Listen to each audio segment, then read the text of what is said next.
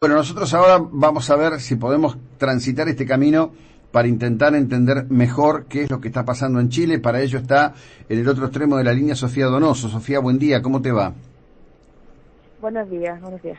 Bueno, Sofía, por favor, danos una lectura porque en un, digamos, en un momento, en un tris, en un mínimo del tiempo de la historia, todo pasó de un relato, no digo idílico, pero de un relato muy positivo al respecto de Chile y su dinámica económica y social a esta situación que hoy tiene a Chile en el centro de la escena, con hasta una reiterada presión pública y política pidiendo la renuncia del presidente Sebastián Piñera.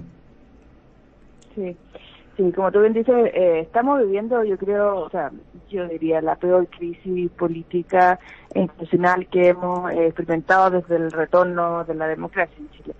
Y esto es impresionante la rapidez con la que hemos llegado a esta situación. La semana pasada, bueno, todo esto empezó por una demanda, unas manifestaciones a evadir el metro debido a un fuerte alza del precio del pasaje del metro.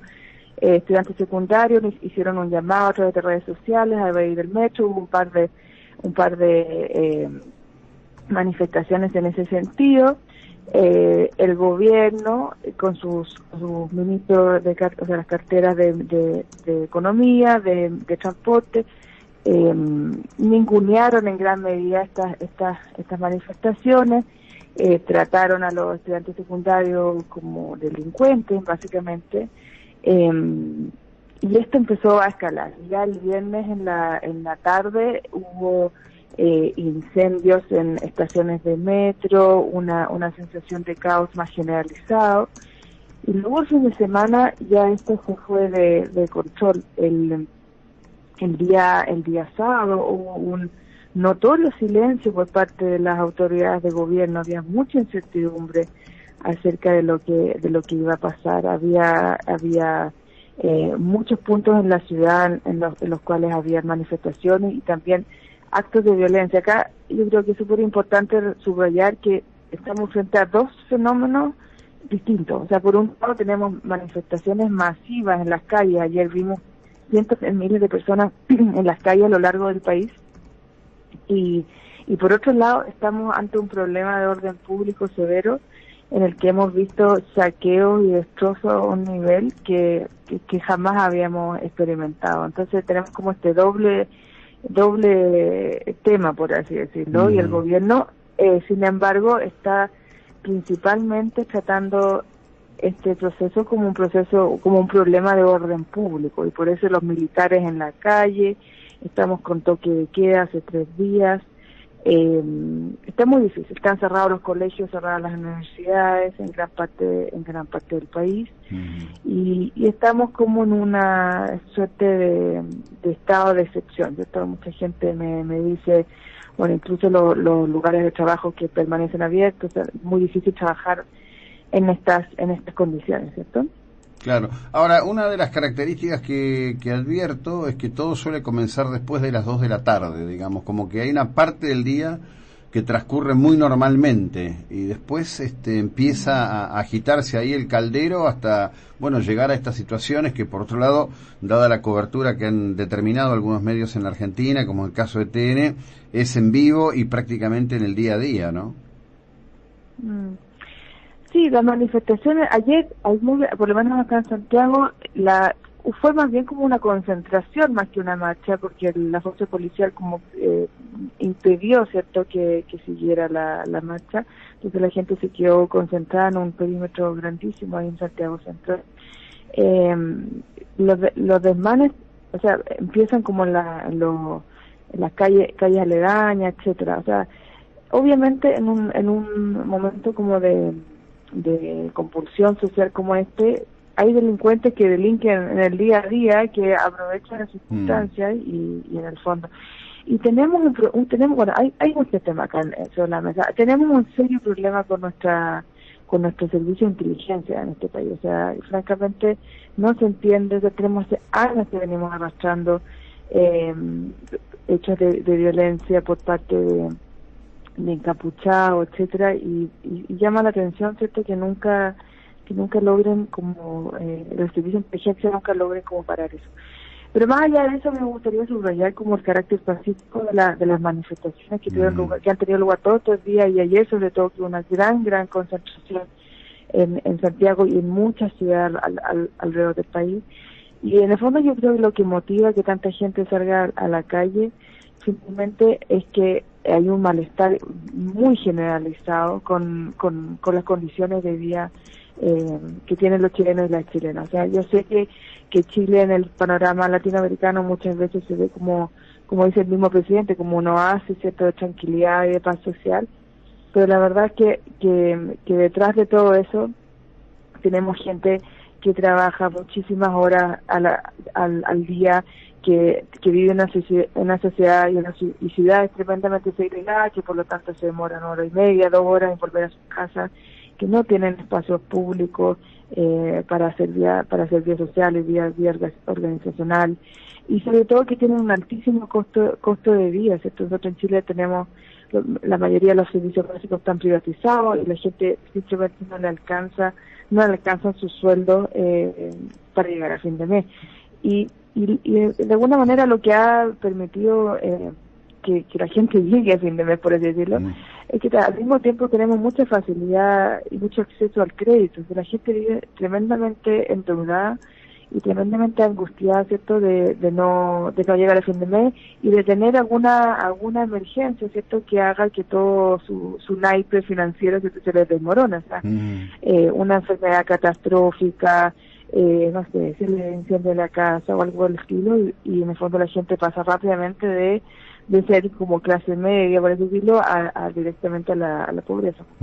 Ahora, porque no tenemos como las redes de seguridad social. Claro, yo estuve en 2016, ¿no? Y una de las cosas que encontré hablando, digamos, con la gente muy del común, es que todos hablan de las 7 familias que son dueñas de Chile. Eso lo encontré en muy diversos lugares. ¿Eso es un mito? ¿Genera un resentimiento social? ¿En qué lugar ubicás esa situación? No, o sea, efectivamente en Chile tenemos una concentración del ingreso brutal. O sea, es una sociedad tremendamente segregada. Y paradójicamente el tema del metro, de una manera u otra, ha como democratizado la ciudad en el sentido de que la gente puede desplazarse a distintos sectores de la ciudad, y también eso al final contribuye indirectamente a que la gente también tenga más conciencia de la desigualdad social, porque la gente ve cómo vive la clase alta en el país. Efectivamente está muy concentrada la riqueza en este país. Y a todo esto que, o sea, yo creo que no se puede entender tampoco la crisis que estamos viviendo sin también esa referencia a los escándalos de corrupción que hemos tenido. Y como en el fondo también el común del chileno y chilena también se da cuenta como esta clase alta que tiene todos estos privilegios, ¿cierto?, además tiene como un trato preferencial en temas judiciales, esa es la percepción generalizada, ¿cierto?, evade impuestos, etc. O sea, el mismo presidente Piñera, ¿cierto?, que trataba como de criminalizar a los estudiantes secundarios por evadir el metro, ¿cierto?, como una manera de manifestarse en contra del alza de los precios. El mismo, ¿cierto?, evade impuestos, tiene su plata en paraísos fiscales, etcétera. Entonces hay mucho descontento con la élite económica y bueno, con la élite política, y eso es otra arista más del problema, las dificultades que tenemos para salir de esta crisis. Bueno, te hacía yo 2 preguntas. Una era justamente el tema de que ha corrido mucho en las redes sociales, que hubo un aumento inclusive más importante del costo de la transportación pública allí, en el gobierno de Bachelet, que no había ocurrido absolutamente nada, y que un poco llamaba la atención que ahora con un aumento significativamente inferior. Lo primero te preguntaba si esto es así, y lo segundo que quiero preguntarte es por la cuestión que tanto se habla al respecto de lo que podría ser la presencia de agentes externos en los actos de vandalismo, concretamente, no en las movilizaciones, claro está. Hola, mira, con respecto a lo primero, yo no tengo la cifra exacta acá en mano, no sé cuánto aumentó el precio del metro. Lo que sí sé que el precio del metro se define a través de un panel de expertos que en función del precio del petróleo, etcétera, y una serie de indicadores, va ajustando al precio del metro. No sé cuánto habrá subido durante el gobierno de Bachelet. Pero lo que te señalaba, y creo que es más importante quizás, es que esto del alza del precio del metro finalmente fue un poco la gota que rebalsó el vaso, pero no la gente no se está manifestando en las calles hoy por ese tema en específico, sino que al final tiene que ver con un tema mucho más de fondo, que es el alto costo de vida y las razones por ese alto costo de vida, ¿cierto? La privatización de muchos de los servicios sociales por los cuales tienen que pagar los chilenos y las chilenas, y al mismo tiempo los bajos salarios, ¿cierto? Y señalaba que una de las razones por las cuales la gente finalmente logra llegar a fin de mes con su salario es que tenemos al mismo tiempo un alto acceso a créditos. Entonces tenemos una situación en que muchísimos chilenos y chilenas están endeudados y muy agobiados. Claro. Sí.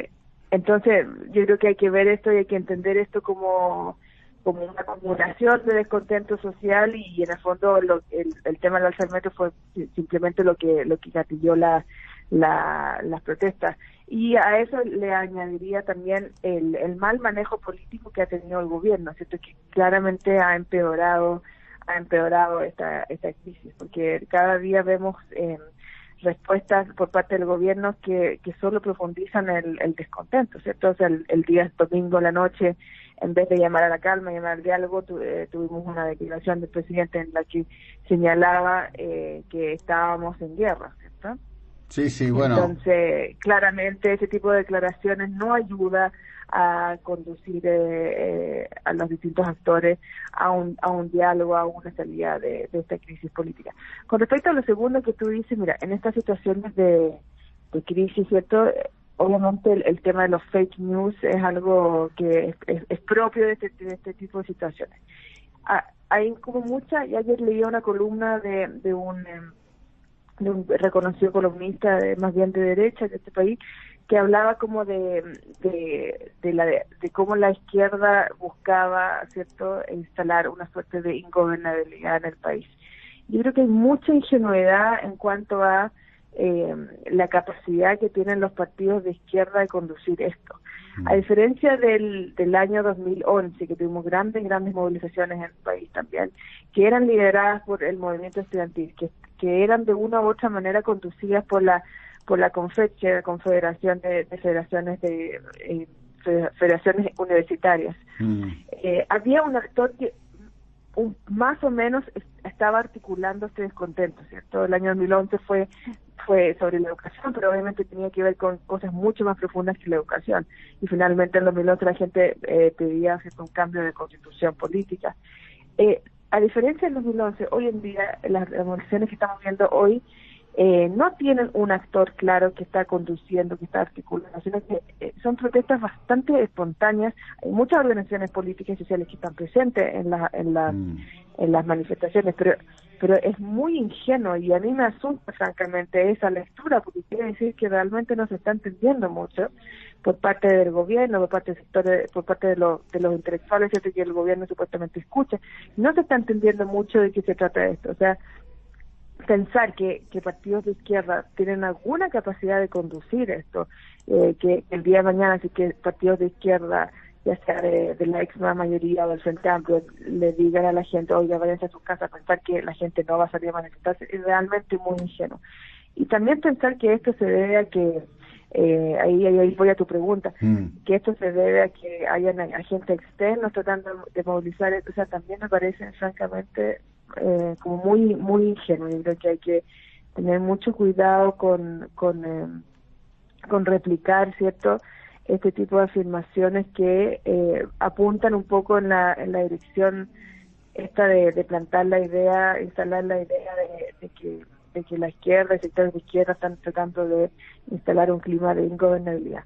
Acá lo que tenemos es un problema muchísimo más profundo, que tiene que ver con la acumulación de descontento social, producto de décadas, ¿cierto?, de privatización de derechos sociales, y gente que francamente está muy agobiada. O sea, tú tienes, o sea, los chilenos, la gran mayoría de los chilenos, como les decía al inicio de esta conversación, trabaja muchas horas al día. Ahora tenemos actualmente un debate sobre el número de horas que vamos a trabajar. Hay un proyecto en el Parlamento que busca reducir el número de horas a 40 horas semanales.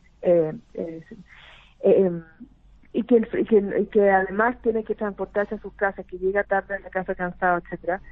Y cuando hubo esta alza del precio del metro, el ministro de Economía, en un afán de hacer un chiste, ¿cierto?, de una broma, señaló que el horario punta así del metro, cuando sube el precio, empieza creo que a las 7 de la mañana. Entonces el ministro decía, bueno, pero la gente que se levante más temprano va a ser beneficiada porque no le va a tocar este alza del precio. O sea, en el fondo llamando a madrugar aún más a los chilenos y los chilenos. O sea, ese tipo de declaraciones, francamente, más allá de la anécdota, ¿cierto? Connotan una desconexión total, ¿cierto?, con el descontento de la gente y las dificultades que tiene la gente en su vida cotidiana. Claro.